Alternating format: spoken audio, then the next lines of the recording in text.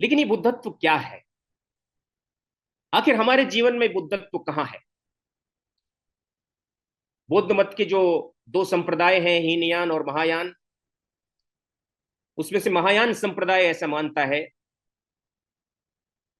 कि सभी प्राणियों में बुद्धत्व की संभावना सन्निहित है, वो बुद्धत्व को प्राप्त कर सकते हैं। मुझे अपने ओसाका विश्वविद्यालय के दिनों की याद आती है। एक दिन, वो क्रिसमस का दिन था, और मेरे सामने वाले घर में, जहां मेरा निवास था, उससे सामने वाले घर में एक जर्मन प्रोफेसर रहते थे। वो कैथोलिक मत को मानते थे। उनकी पत्नी जापानी थी, लेकिन वो भी कैथोलिक मत को मानती थी। दोनों ने मेरे दरवाजे को की घंटी बजाने के बाद मुझे कहा कि आज हम चाहते हैं कि क्रिसमस के दिन आप हमारे घर भोजन करें, और हम आपके लिए शाकाहारी खाना पकाएंगे। मैंने सहर्ष स्वीकार किया, और शाम के समय भोजन के लिए हम लोग मिले उनके घर में। बहुत देर तक बात करते रहे। मैंने उनसे एक प्रश्न पूछा। अगर आपको आपत्ति ना हो तो मैं एक प्रश्न पूछना चाहता हूं, और वो प्रश्न आपकी जो संप्रदाय की की भूमिका है उसको आहत भी कर सकता है, इसलिए मैं पहले से क्षमा याचना करता हूं। मैंने उनको पूछा कि क्या जीसस दोबारा हो सकते हैं?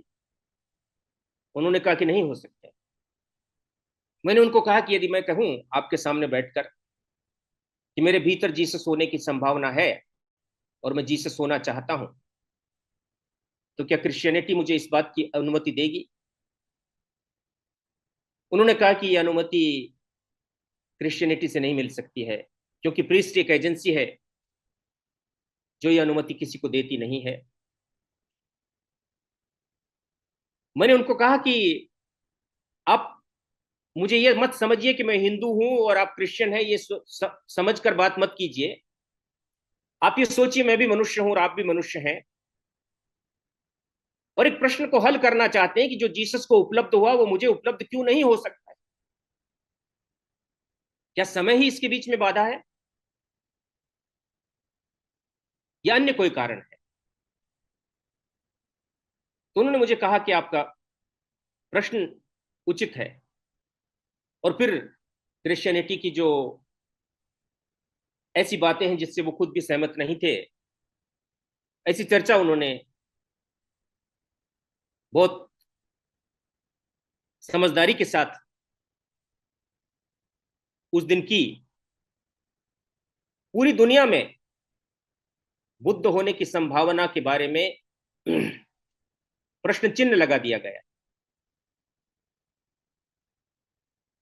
जिसको पश्चिम के दार्शनिकों ने बुद्धत्व को एनलाइटनमेंट कहा है, और चीन में उसको वू कहा गया, जापान में उसको केनशो और सतोरी कहा गया। उन सारी भूमिकाओं में जो मनुष्य आज जी रहा है वो बुद्ध हो सकता है क्या?